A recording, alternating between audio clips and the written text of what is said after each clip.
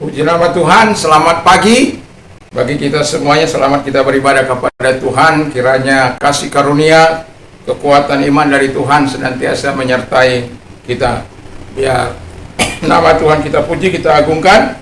Dan salam Indonesia, salam Nusantara dari Sabang sampai Merauke, dari Miangas sampai Pulau Rote. Mantap, Tuhan Yesus memberkati. Dan pada pagi ini sebelum kita mendengarkan firman Allah, mari kita berdoa. Tuhan Yesus, kiranya hikmat pengetahuan ilahi kau taruhkan dalam bibir mulut hamba-Mu. Terima kasih sehingga kami yang mendengarkan dikuatkan, disegarkan, dan bagi mereka di luar juga mendapat berkat yang sama. Yang belum sempat hadir bersama dengan kami diberkati oleh Tuhan. Dalam nama Yesus, haleluya. Amin. Puji nama Tuhan.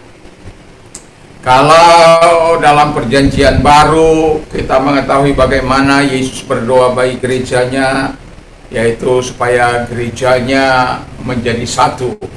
Lalu gerejanya lah yang harus menjawab, ya, apakah gerejanya dapat bersatu. Itu harapan Tuhan supaya gerejanya menjadi satu dan dia dipermuliakan. Setelah kita mendapatkan banyak hal yang diberikan kepada kita, kita jadi miliknya, kita dipelihara, kita telah dijaganya, kita dilindunginya, kita diberkatinya, kita dimuliakannya. Nanti Anda bisa baca dalam Yohanes 17. Tetapi saya tidak sedang membawakan itu. Yesus juga punya pengharapan. Kalau kita lihat dalam perjanjian baru, ada juga pengharapan Allah terhadap umatnya. Apakah pengharapan Allah bagi umatnya itu? Mari kita baca sejenak di dalam Ulangan 10 ayat yang ke-12 sampai dengan ayat yang ke-13. Demikian bunyi firman Allah. Maka sekarang hai orang Israel, apakah yang dimintakan daripadamu oleh Tuhan Allahmu selain dari takut akan Tuhan? Itu yang pertama. Hidup menurut segala jalan yang ditunjukkannya, yang itu yang kedua. Mengasihi Dia, itu yang ketiga. Beribadah kepada Tuhan Allahmu dengan segenap hatimu dan segenap jiwamu, itu yang keempat. 13. Berpegang pada perintah dan ketetapan Tuhan yang kusampaikan kepadamu pada hari ini, supaya baik keadaanmu. Haleluya, supaya baik keadaanmu. Jadi kita sebagai orang yang percaya, banyak kali kita bermohon kepada Tuhan. Kita punya pengharapan akan janji-janji Tuhan. Dan Alkitab mengatakan bahwa ketika kita berharap kepada Tuhan, Allah tidak mengecewakan. Ketika kita berharap kepada firman, kepada Yesus, firman Allah katakan tidak dikecewakannya. Lalu kalau Allah yang berharap, apa respon kita? Jadi tema kita saat ini adalah harapan Tuhan bagi umatnya. Dan saya berharap kita menjawab harapan Tuhan itu dengan kita hidup sebagaimana yang diminta. Sebagaimana yang saya katakan, yang pertama, harapan Tuhan bagi kita adalah takut akan Tuhan, fear God, ya. Jadi kalau takut akan Tuhan memenuhi kehidupan kita, saya yakin dan percaya dimanapun kita ada, kita tidak akan mengundang dosa. Ada banyak orang di tengah-tengah keluarganya, dia seperti malaikat, tetapi setelah jauh dari keluarganya, dia berubah menjadi penjahat. Di tengah-tengah keluarganya seperti malaikat, tetapi kemudian di luar sana seperti penjahat besar. Ada banyak orang hidup dengan kemunafikan. Ada banyak orang hidup dalam bermuka dua. Jadi, tetapi firman Allah mau kita yang pertama itu takut akan Tuhan. Tahukah Anda dalam takut akan Tuhan itu, sebagaimana Keluaran 20 ayat 20, ya kira-kira ayat 20 apa? Saya agak lupa. Di dalam saya coba Keluaran 20 ayat yang ke-19, ya. Jadi di sana kadangkala enggak match. Jadi dalam Keluaran 20 itu, ketika Tuhan sudah memberikan firman Allah, jangan menyembah patung-patung ilah lain, jangan sujud menyembah kepada dia, jangan kasih Tuhan Allahmu, lalu kemudian hormati dan lain sebagainya. Ada 10 hukum Taurat itu yang Tuhan berikan kepada kita, termasuk jangan mencuri, jangan membunuh, jangan menginginkan punya orang lain. Haleluya. Lalu di ayat 19 dikatakan ketika Tuhan melawat umatnya, umatnya sangat ketakutan. Bukan justru karena apa? Kebiasaan yang mereka lakukan selalu bersebelahan dengan Tuhan. Makanya dia berkata kepada Musa, Musa, kamu saja yang datang kepada Tuhan. Kami hanya melakukan apa yang kau katakan. Kalau kami menghampiri, kami akan mati. Ya, jadi dalam takut akan Tuhan itu mau saya katakan bahwa Tuhan membuat kita supaya kita tidak berdosa. Jadi karena apa? Karena kalau dosa, kuasa Allah bekerja dalam kita. Karena dosa, kita tidak mendapatkan apa yang seharusnya. Karena firman Allah tujuannya adalah supaya keadaanmu baik. Baik kekuatan, baik kesehatan, baik rumah tanggamu, baik semua keadaanmu menjadi baik. Itu tujuan Allah ketika engkau hidup sebagaimana yang diharapkan oleh firman Allah ini. Jadi kalau kita hidup menurut apa yang dikatakan oleh firman Allah ini, yakin dan berdusta. Anda sudah berulang-ulang mungkin membaca firman Allah, membaca Alkitab, dan setiap kali dia berjanji, dia akan menggenapinya. Walaupun ada hal yang belum digenapi, yaitu misalnya kedatangan dia kali yang kedua belum digenapi. Ya. Jadi kalau sudah digenapi, ya selesailah dunia ini. Jadi sementara belum selesai dunia ini, tapi tentang kelahirannya, tentang kebangkitannya, tentang kenaikannya, tentang pemulihannya, semua sudah. Jadi tidak ada satu pun yang diabaikan oleh Tuhan. Tinggal lagi dia akan mewujudkan apa yang belum diwujudkan. Nah, jadi takut akan Tuhan itu kita mendapatkan segala hal yang baik. Kalau Anda baca di dalam Amsal 14 ayat 26-27 di sana dikatakan, dalam takut akan Tuhan ada ketentraman yang besar. Anda tidak tentram dalam hidup, Anda kacau balau. Jauhi hal yang jahat, lakukan apa yang berkenan di hadapan Tuhan.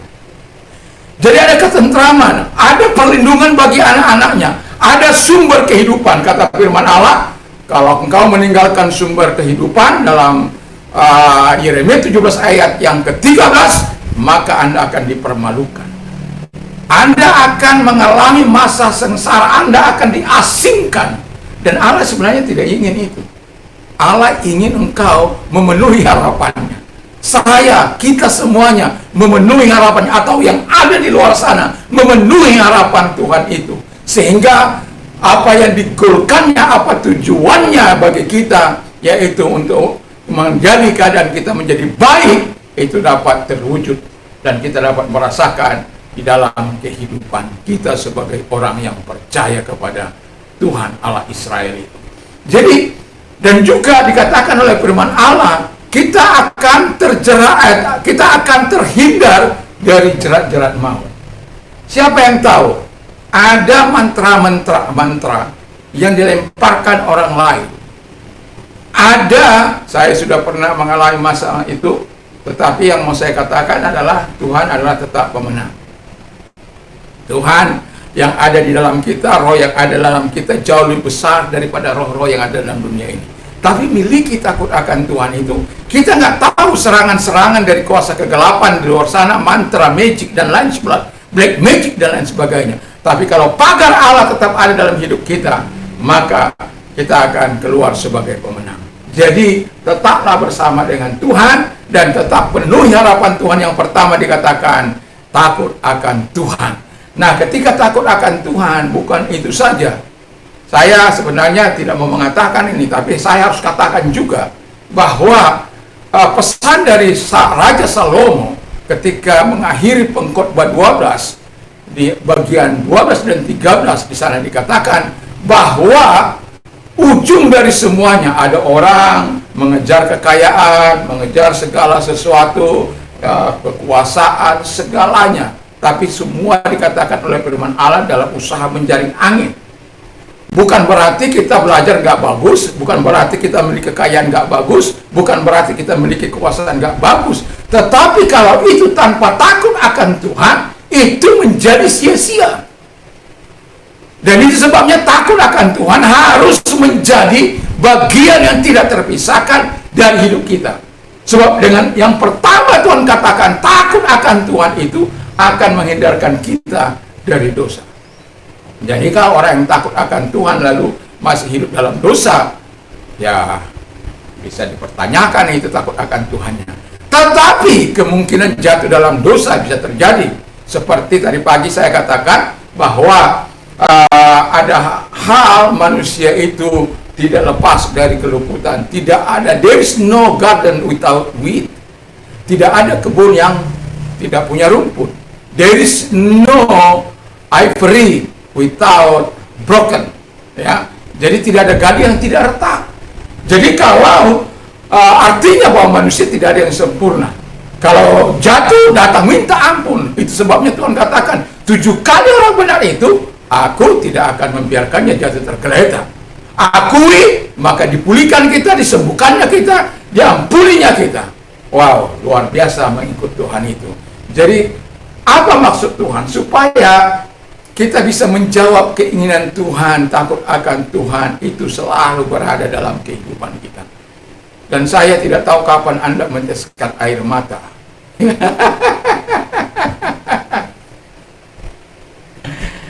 Manusia sangat sulit menangis di hadapan Tuhan. Tapi saya mau katakan, kapan terakhir kali Anda menangis di hadapan Anda? Ketika Anda menangis di hadapan Anda, di hadapan Allah, di hadapan mungkin manusia, itu sebenarnya melunakkan hati Anda di hadapan Tuhan. Untuk selalu bersekutu dengan Dia, untuk selalu ada dengan Dia.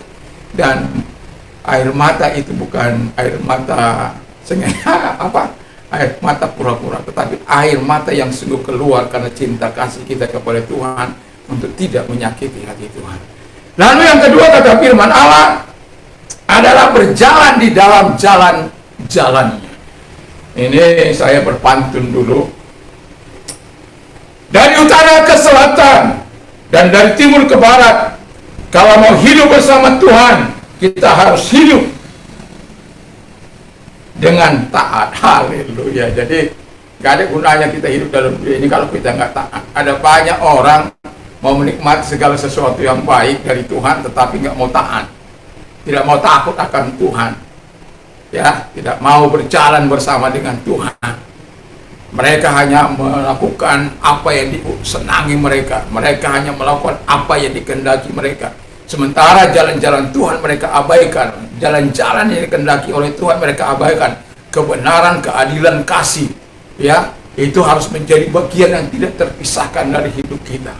Ya, setan tidak bisa mengasihi. Ya. Makanya kalau ada setan mengasihi, itu sangat luar biasa. Dan itu sebabnya setan itu selalu ingin membenci. Saudaranya aja dibenci, keluarganya dibenci, istrinya dibenci, anaknya dibenci.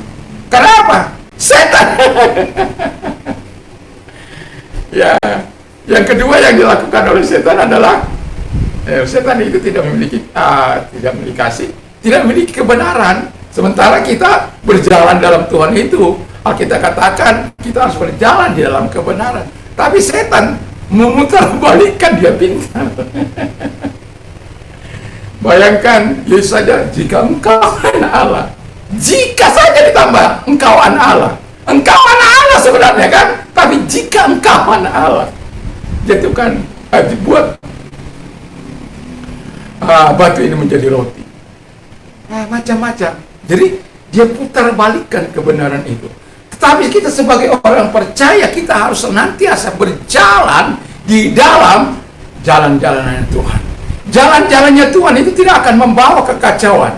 Jalan-jalannya Tuhan itu tidak akan membawa kehancuran. Jalan-jalannya Tuhan itu memang tidak selamanya berada di jalan tol, bebas hambatan, tidak. Tetapi yang saya yakini, Allah tidak akan pernah membiarkan engkau, sekalipun engkau sedang berjalan dalam onak dan duri, kerikil-kerikil tajam, masalah yang kau hadapi, Allah tidak akan membiarkan engkau berjalan sendiri, karena Dia akan menyertai engkau ketika engkau sedang mengalami masalah. Alkitab mengatakan, datang kepadaku, aku akan memberikan kelegaan. Ketika engkau sedang mengalami pergumulan, Alkitab katakan, aku menyertai engkau dalam kesesakanmu, dalam pergumulanmu. Haleluya. Jadi kalau takut akan Tuhan menjadi bagian hidup kita, lalu kemudian kita berjalan dalam jalan-jalan Tuhan, berjalan dalam kebenaran, berada dalam kasih, lalu kemudian berjalan yang ketiga yang tidak bisa dilakukan oleh setan itu adalah keadilan. Setan itu nggak pernah akan adil. Setan akan selalu berpihak kepada yang berpihak kepada dia. Oh setan, saya mau katakan ini supaya kita sadar kalau ketika kita tidak melakukan keadilan, sebenarnya setan sedang menjadi bapa kita. Setan yang sedang memimpin kita, setan yang sedang berkuasa atas kehidupan kita. Jadi jangan biarkan setan berkuasa atas kita. Ikuti jalan-jalan Tuhan. Jalan-jalan Tuhan itu jalan damai sejahtera, jalan sukacita, jalan kedamaian. Oh, indah sekali kalau kita berjalan di jalan-jalan Tuhan. Dan itulah sebabnya saya mau katakan kepada kita, senantiasa berada di dalam kehendak Bapa di surga. Firman Allah ini menjadi acuan dalam kehidupan kita. Kadangkala orang mengatakan jalan sesat.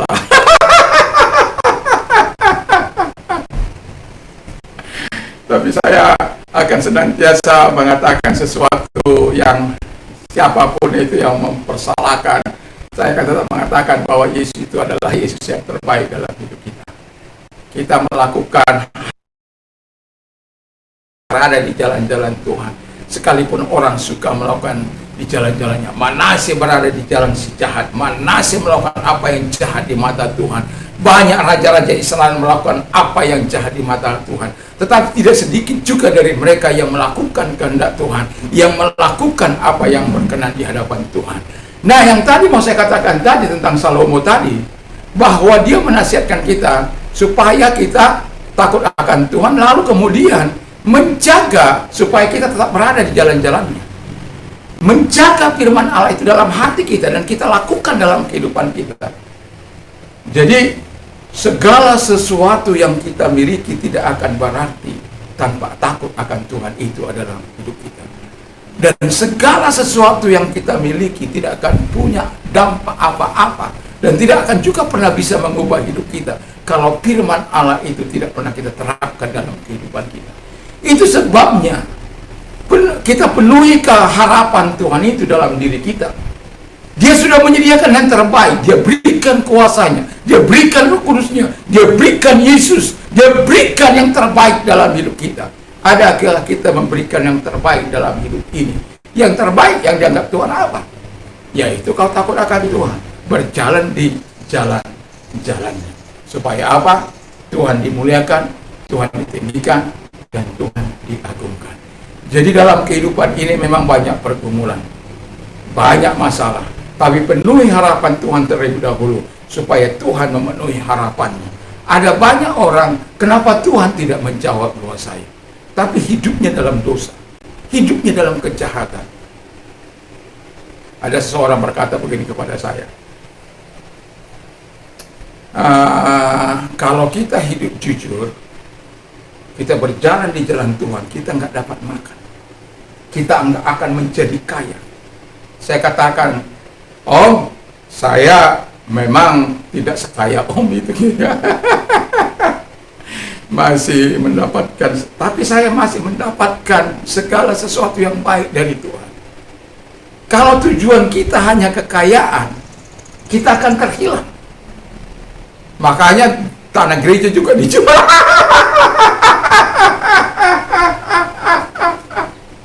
Itu karena apa? Nggak takut Tuhan. Setan menjadi bapaknya. Lalu dia bilang, kalau khotbah ya om, jangan nyinggung-nyinggung dosa. Takut disinggung dosanya. Dengar, saya mau katakan di mana khotbah yang tidak menyinggung dosa, di mana khotbah yang menindakbobokkan. Ketika firman Allah diberitakan, engkau harus hidup dalam kekudusannya, engkau harus hidup dalam apinya, engkau tidak akan bisa hidup dalam kekudusannya, dalam apinya, kalau engkau hidup dalam dosa dan kejahatan. Tidak akan bisa. Satu kali saya sedang berdoa, menulis alat-alat musik, drum, ini dan itu dan lain sebagainya. Ya,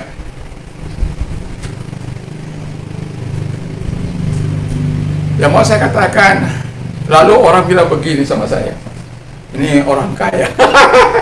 Orang kaya harus didengar. Dasar juga saya ini kadang-kala orangnya bengel. Saya ingin menuruti perkataannya. Lalu satu kali saya datang ke tempat usahanya, saya bilang, oh, kita mau beli ini. Lalu dia bilang begini, katamu Yesus semua luar biasa. Mana? Saya mau katakan Yesusku tetap luar biasa. Tidak pun engkau melakukan sesuatu bagi Tuhan, Tuhan tetap mampu menyediakan supply, menyediakan berkat bagi orang-orang yang berjalan dalam takut akan Tuhan, bagi orang-orang yang berjalan dalam kebenaran. Dan saya mau katakan, itu saya bawa di hadapan Tuhan, kertas itu saya sedorkan di hadapan Tuhan. Tuhan, baca surat ini. Tuhan, dengarkan mereka yang merendahkan Engkau. Tuhan, dengar. Apa yang terjadi? Salah seorang dari Bali mengirimkan berkatnya untuk membeli alat-alat yang saya minta itu. Tidak ada pertanggungjawaban. Tapi saya langsung khotbah di hari saya menerima segala sesuatu yang masih walaupun belum cukup. Tapi uang 50 juta pada waktu itu cukup. Untuk cuma ada hal yang belum, saya tidak tahu itu bagaimana. Tetapi saya katakan ketika waktu saya sudah terima itu, saya katakan dalam khotbah saya di hari Minggu berikut. Di hari Minggu saya katakan, kalau tangan Anda tertutup, itu picit itu mentega. Picit itu mentega, maka dia akan keluar dari sela-selanya. Allah mampu membuat jalan, saja ada jalan, asal engkau berjalan di jalan-jalannya dan takut akan Tuhan senantiasa menjadi bagian hidup. Gak usah takut. Allah punya rencana dalam setiap kehidupan kita. Allah punya kuasa, Allah punya kebaikan bagi yang dideposit oleh Allah bagi kita semuanya. Ketika engkau berjalan dalam harapan Tuhan, maka Tuhan akan menyalurkan, memberikan suplainya kepada engkau. Cukup punya rumah, cukup punya mobil, cukup punya itu dan jadi jangan pernah abal-abal mengiringi Tuhan. Jangan hanya sekedar mulut mengaku Yesus, tapi hati jauh, hati memberontak, hati berjalan di jalan-jalan dosa. Jangan pernah. Tadi kalau engkau sedang berjalan seperti itu, datang kepada Tuhan, minta ampun kepada Tuhan. Tuhan, aku ingin berjalan di jalanmu, tapi engkau tahu keadaanku Tuhan, engkau tahu situasiku, engkau tahu kemampuanku, aku tidak kuat Tuhan, tapi aku mau menyenangkan Tuhan. Saya yakin dan percaya ketika engkau berteriak dari hatimu, Tuhan akan memberikan engkau kekuatan, Tuhan akan menolong engkau, Tuhan akan datang memberikan kemampuan bagimu agar engkau dapat berjalan di jalan-jalan Tuhan. Karena itu harapan Tuhan, itu kehendak Tuhan, itu permintaan Tuhan bagi kita. berjalan di dalam jalan Tuhan. Takut akan Tuhan, berjalan di dalam jalan-jalannya, dalam kebenaran, dalam keadilan, semua apa yang Tuhan inginkan. Haleluya Yesus. Haleluya. Dalam doa malam saya kepada Tuhan, tadi saya katakan, Tuhan, ingin sekali saya menyenangkan hati Tuhan, tetapi saya tahu siapa saya. Terus ingin menyerahkan hidup kepada Tuhan.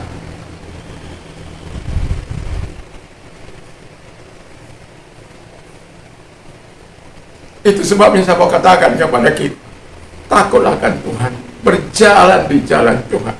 Yang ketiga, yang dikehendaki oleh Tuhan, yang diharapkan Tuhan dari kita, supaya kita mengabulkannya. Yang ketiga dikatakan, mengasihi Tuhan dengan segenap hati.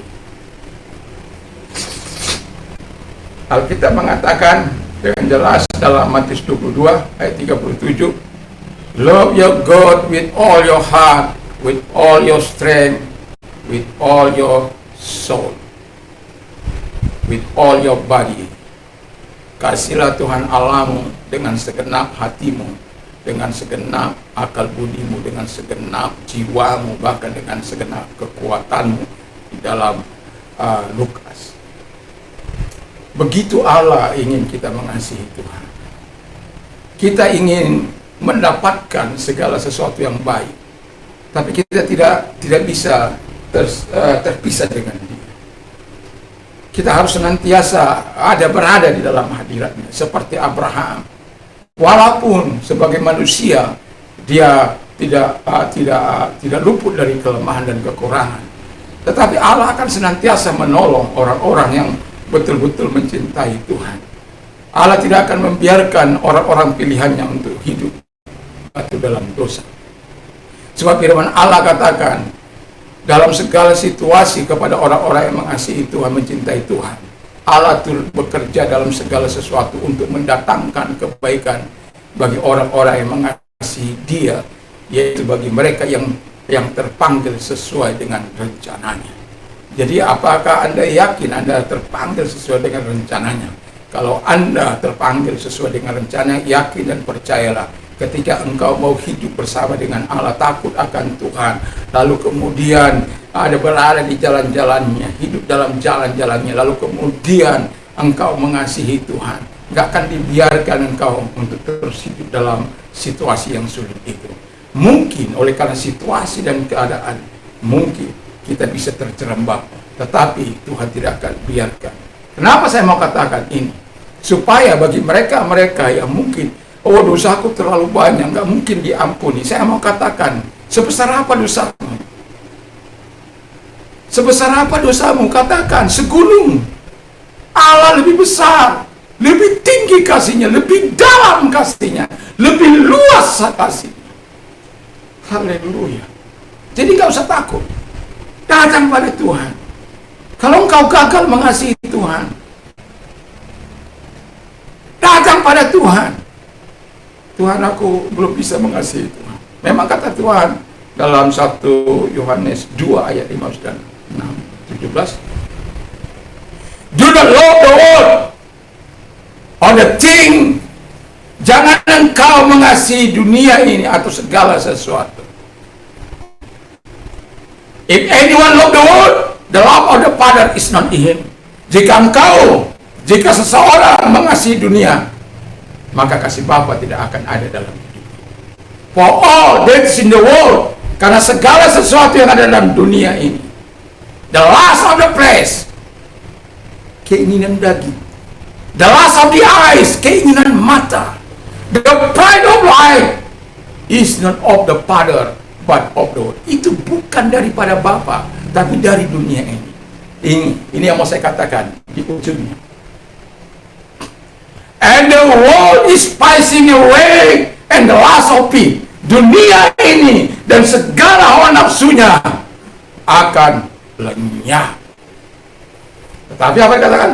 But he who does the will of God tetapi dia yang melakukan kehendak Allah abide forever, akan tinggal selama-lamanya, akan hidup selama-lamanya. Haleluya. Jadi jangan kasih dunia ini. Memang kita masih ada dalam dunia ini, memang kita masih tinggal dalam dunia ini, tapi jangan kasih dunia ini. Kasih Tuhan dengan segenap hati, kasih sesama kita.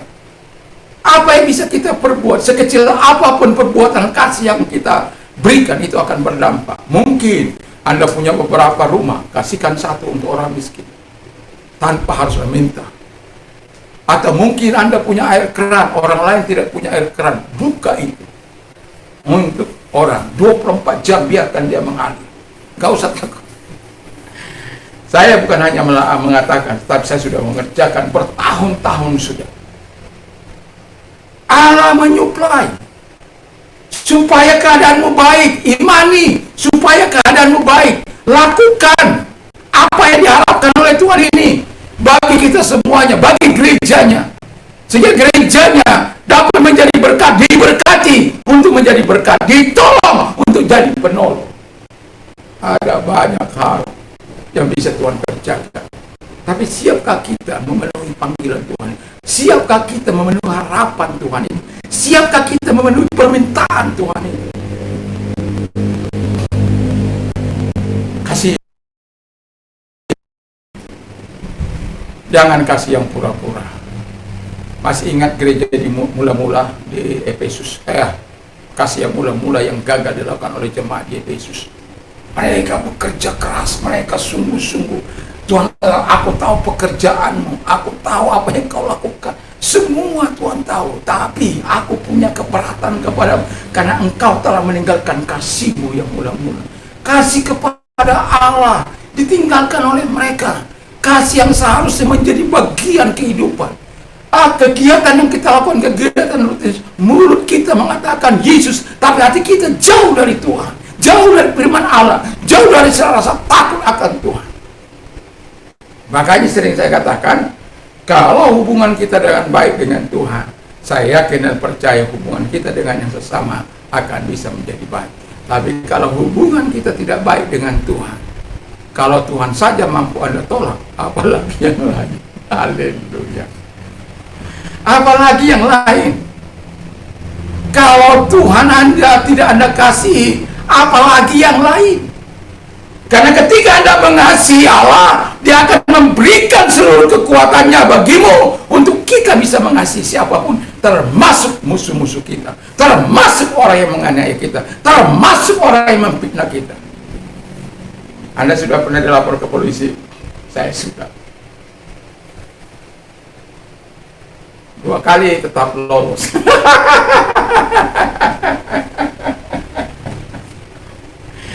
Kenapa?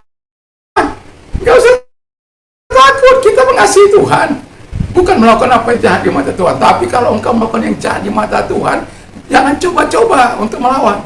Terima akui. Tapi kalau engkau oleh karena kebenaran engkau difitnah, oleh karena kebaikan engkau difitnah, jangan takut. Allah siap membela engkau. Allah siap menyatakan kekuatannya, tapi jangan juga Anda melapor balik. Apa Anda katakan begitu sama saya? Lapor balik aja, Pak. Saya katakan kalau saya lapor balik, dia kualitas saya sama dengan dia. Udah, biarkan saja.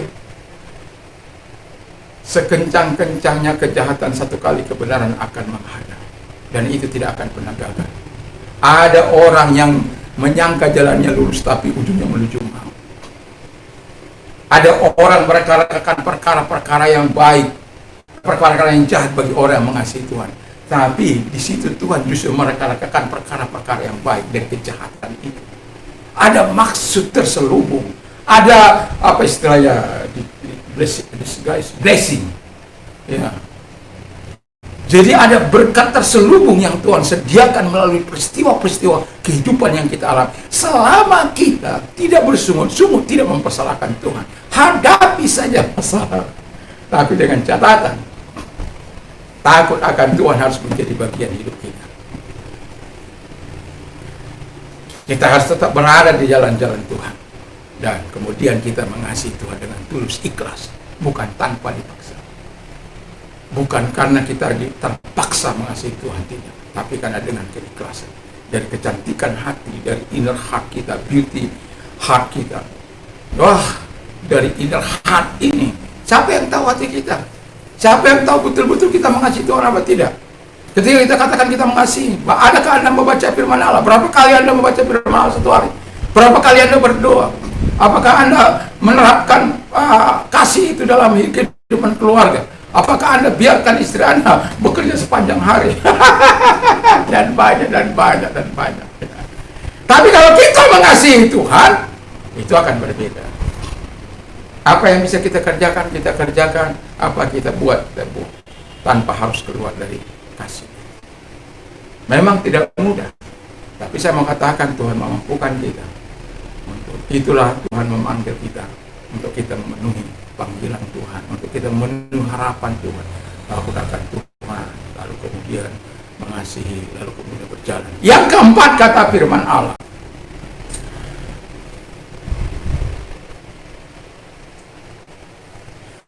yang keempat, saya harus lihat jam soalnya ya.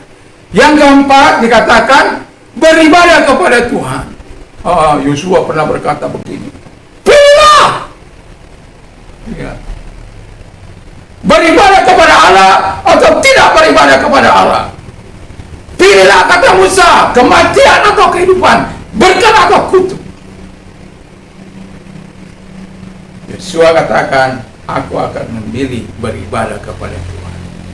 Yang mau saya katakan, ini kenyataan real yang terjadi di tengah-tengah kehidupan kita. Pada hakikatnya mereka beribadah. Mereka membentuk ibadah mereka, mereka menjalankan ibadah mereka. Tetapi pada hakikatnya mereka memungkiri kekuatan Tuhan, memungkiri kuasa Tuhan. Beribadah hanya sekedar beribadah, yang penting hadir, nanti nggak dilawat oleh pendeta. Yang penting hadir, tapi tidak ada perubahan hidup. Yang penting hadir, supaya apa? Nanti majelis tidak datang menjumpai. Mengapa Bro nggak hadir? Oh, saya begini loh.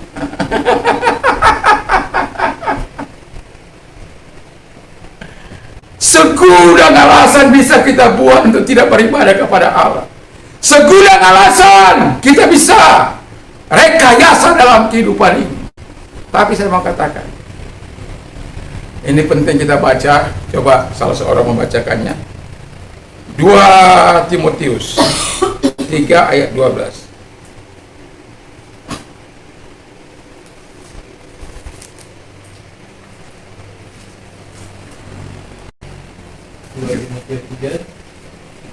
Ayat 12. 2 Timotius 3 ayat 12.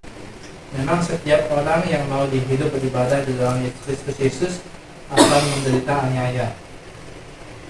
Ya, jadi setiap orang yang mau beribadah kepada Tuhan Yesus Kristus akan menderita aniaya.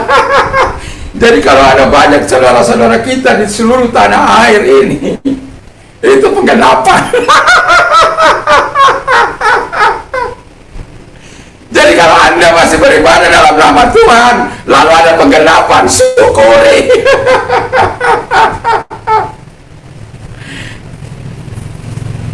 Saya berulang-ulang mengalaminya. Tapi saya tidak pernah. Kenapa? Why? Enggak. Saya tahu firman Allah. Karena siapa saja, siapapun Anda, pendeta kah itu, orang awam kah itu, yang mau beribadah kepada Tuhan Yesus, dia akan mengalami aneh. Yang mau saya katakan, jangan cari-cari, itu yang nggak boleh. Kalau Anda cari-cari, itu masalah.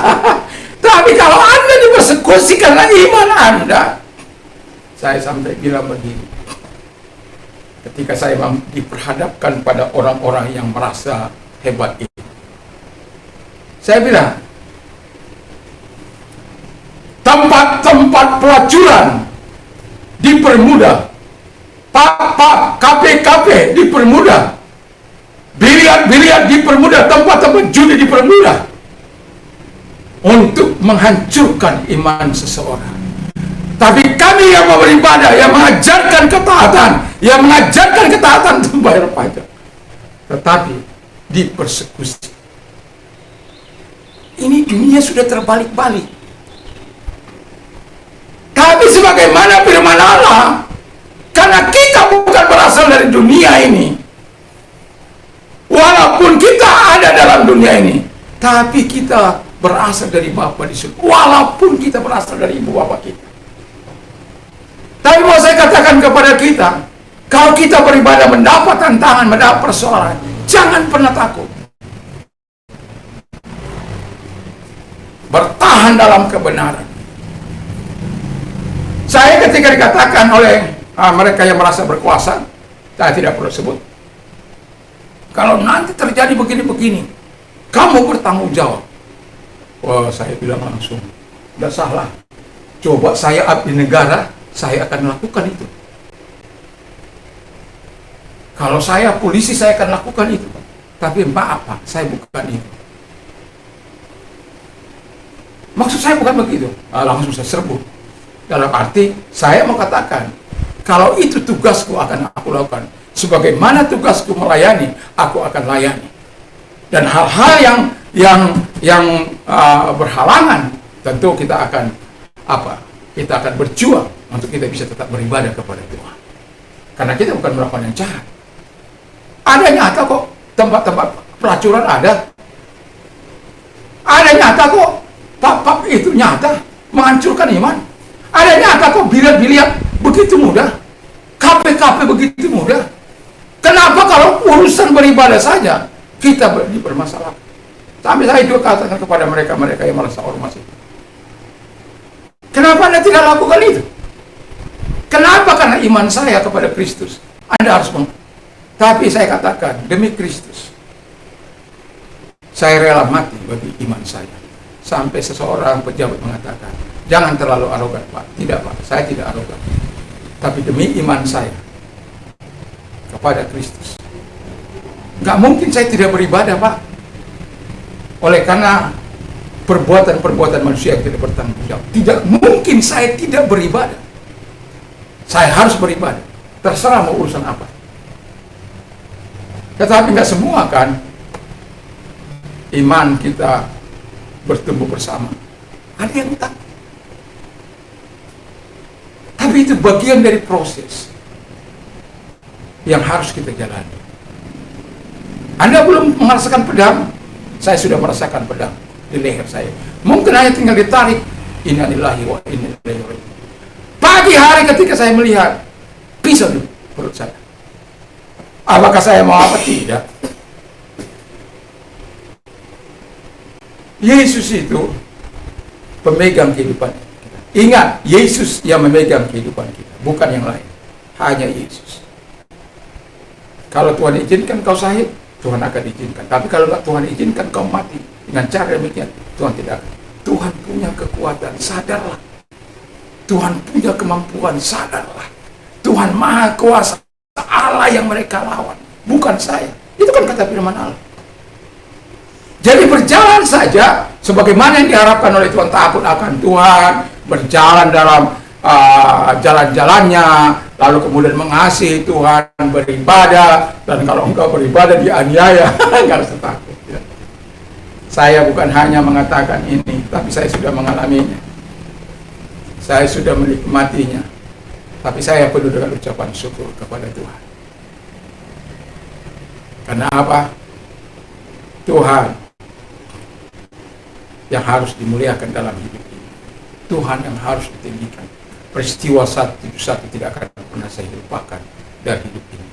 Dan itu membuat saya, iman saya bernyala-nyala. Iman saya, di situ saya lihat.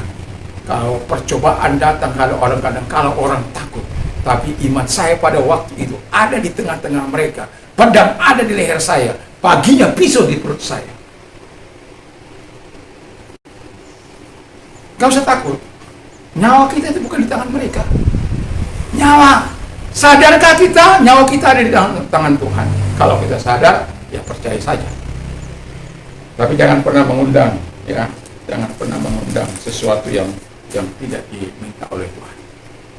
Ingat, cara orang benar itu adalah benih bagi gereja. Kalau Tuhan izinkan, dia akan lakukan. Tapi kalau tidak Tuhan izinkan, dia tidak akan. Dan yang terakhir kata firman Allah. Ya, sebelumnya saya berpantun dulu lagi.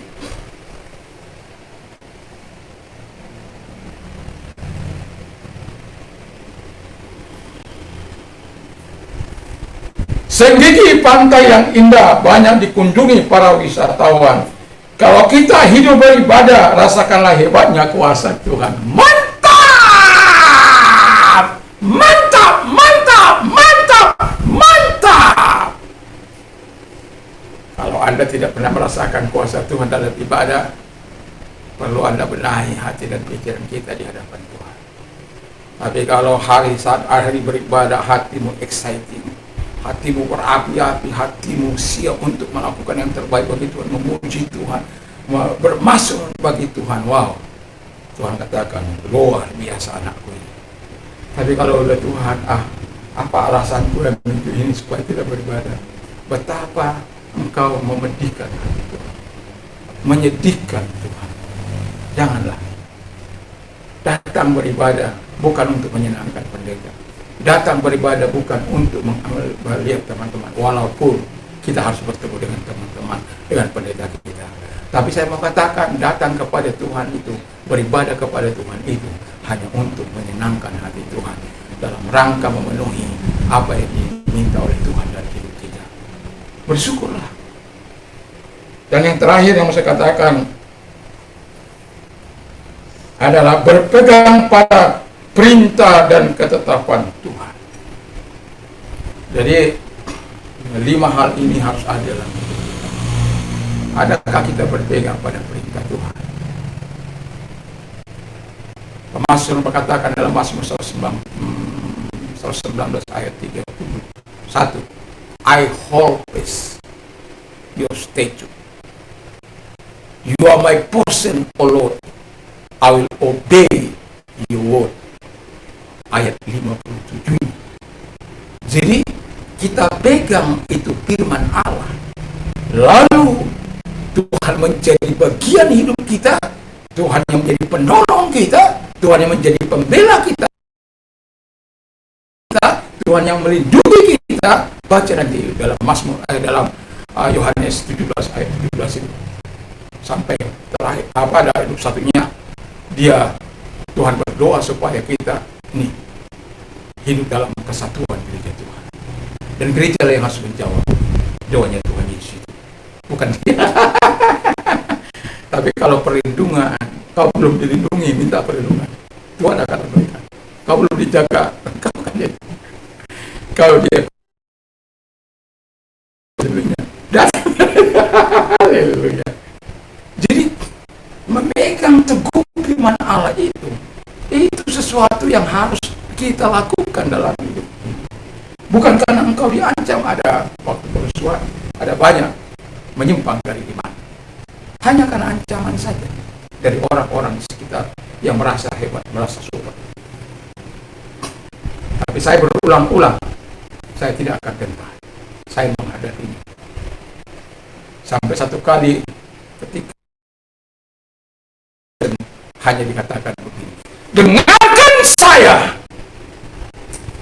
Saya katakan langsung, dengarkan juga saya. Jangan hanya mau didengar, tapi Anda tidak mau mendengarkan saya juga. Coba berpikir, kalau Anda di pihak saya hanya minta win-win solution. Anda mau ambil sikap tempat saya, silakan, berikan saya tempat ibadah. Gak ada masalah kok, soal tempat bagi saya gak ada masalah.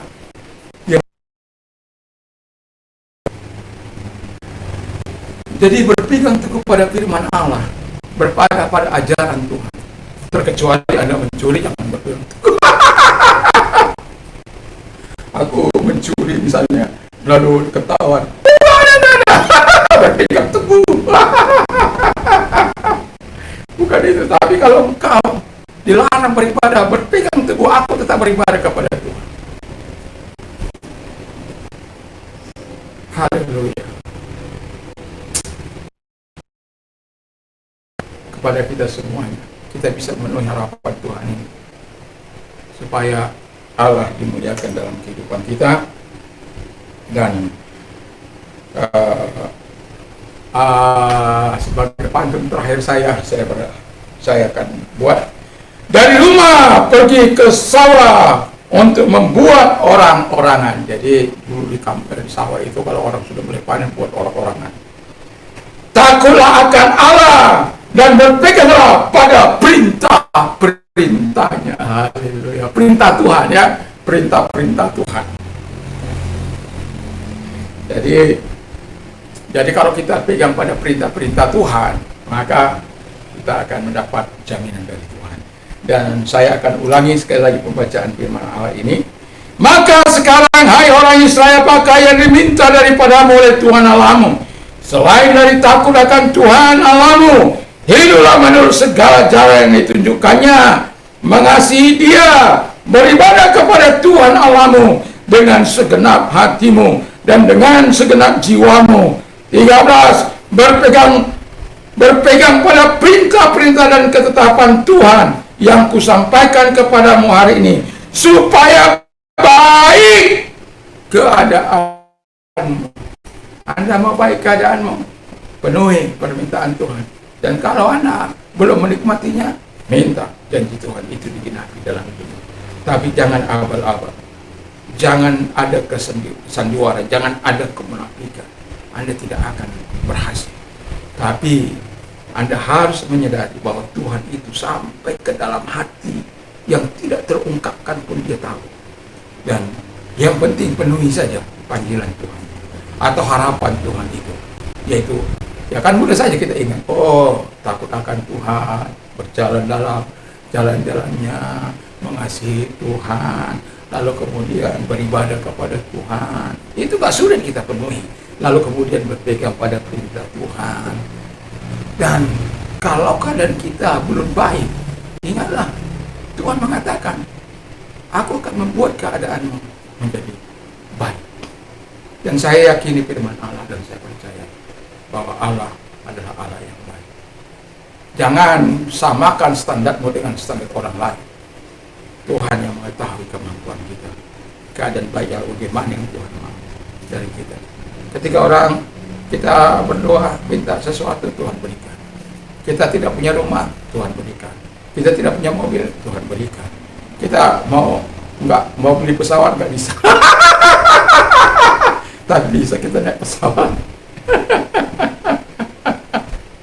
Kita mau beli kapal laut, nggak bisa. Tapi kita bisa naik kapal laut. Dan macam-macam. Tuhan hanya berharap kepada kita tentang hal itu. Saya berharap kita berjalan memenuhi apa yang diharapkan Tuhan atau apa yang diminta Tuhan dalam hidup kita, sehingga keadaan kita semuanya menjadi baik di pemandangan Tuhan dan sesama. Mari kita tunduk kepala dan kita berdoa. Terima kasih Tuhan, kami bersyukur, kami berterima kasih Engkau sudah menyatakan berkat-Mu dalam hidup kami, dan sesuatu yang tidak sukar sebenarnya ketika kami bersama dengan Tuhan. Apabila ada hal-hal yang tidak bisa kami penuhi, kami tinggal minta pertolongan dari Bapa yang Maha Kuasa. Seperti Abraham pernah gagal ketika Tuhan sudah menjanjikan sesuatu, yaitu anak kandung, tetapi kemudian dia melakukan apa yang jahat di mata Tuhan dengan menggauli hambanya, ya, dengan persetujuan istrinya itu sangat gendong Tuhan. Tetapi apapun yang sudah dilakukan, pada akhirnya Tuhan mau mengampuni mereka dan melakukan yang terbaik dalam hidup mereka, karena rencana-Mu tidak boleh gagal dalam hidup mereka. Dan terima kasih buat semuanya. Dan inilah hidup kami menyerahkan diri sepenuhnya kepada Tuhan. Kalau ada hal-hal yang tidak menyenangkan hati Tuhan, ingatkan kami supaya apa yang Kau minta dari kami dapat lakukan. Kalau selama ini kami terus meminta dan Tuhan kasih yang terbaik dalam hidup kami, dan Tuhan meminta sesuatu kepada kami yang tidak tidak berat sebenarnya, sehingga Tuhan menjanjikan keadaan yang baik. Kami akan melakukannya dalam hidup ini, dan kami mau melakukan sepanjang umur hidup kami. Terima kasih Bapa di surga, terima kasih, berkati firman-Mu. Dan bagi Anda yang sakit, baik yang ada di luar sana, mari Engkau menolong mereka yang sakit dan menyembuhkan mereka dalam nama Tuhan Yesus Kristus. Dan ulurkan tangan-Mu, baik apapun sakit mereka, taruh tempat yang sakit, dan percayalah bahwa Tuhan itu tabib di atas segala tabib, dokter di atas segala dokter. Tumpangkan di tempat yang sakit, Allah akan datang kepadamu menyembuhkan engkau, karena Tuhan tidak mengenal jarak, ruang maupun waktu. Kapan Anda mendengarkan YouTube ini, Tuhan menyatakan kekuatannya kepadamu. Terima kasih Bapa di surga, bagi mereka yang menerima Yesus sebagai Tuhan dan Juru Selamat, kami doakan dan ikuti doa saya. Tuhan Yesus, saya sadar saya orang berdosa, saya minta ampun, sucikan hamba-Mu dengan kuasa darah-Mu, dan terima kasih kalau Engkau mau menyucikan dan membenarkan hamba. Dalam nama Tuhan Yesus, aku menjadi warga negara surga. Terima kasih. Dan bagi Anda yang mengalami pergumulan dalam hidup, masalah rumah tangga, masalah usaha, dengarkan firman Allah. Allahku, datanglah kepadaku, hai kamu yang letih lesu dan berat, aku akan memberikan kelegaan bagimu. Kalau engkau mengalami kekurangan, Tuhan menjadi Yehova Jireh bagimu. Allahku akan mencukupi segala kebutuhanmu, apapun kebutuhanmu, kebutuhan rumah tangga, kebutuhan perangan dan lain sebagainya. Allah lah yang akan memenuhi di dalam Yesus Kristus, dalam kekayaan dan kemuliaan dalam Yesus Kristus. Terima kasih Bapa di surga, terima kasih.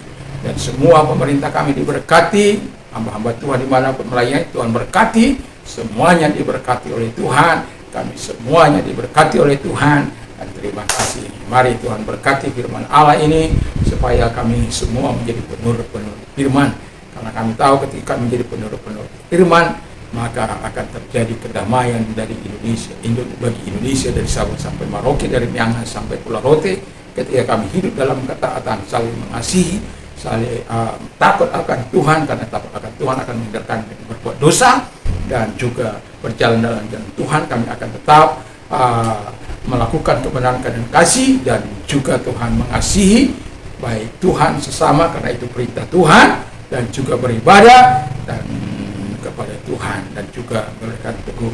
Dan hal-hal itu tidak akan mungkin membawa kami kepada penyimpangan. Justru kami dibuatnya semakin bergairah dalam Tuhan, dalam menunjukkan perbuatan-perbuatan yang memuliakan Tuhan, menyenangkan Tuhan, dan hidup dalam ketaatan. Di dalam nama Yesus kami bersyukur dan berdoa. Sekarang pulanglah dengan membawa damai sejahtera daripada Tuhan Yesus Kristus, kecintaan Bapa dalam surga, persekutuan kuasa Roh Kudus menyertai mulai saat ini sampai Maranatha, dalam nama Yesus. Haleluya. Amin.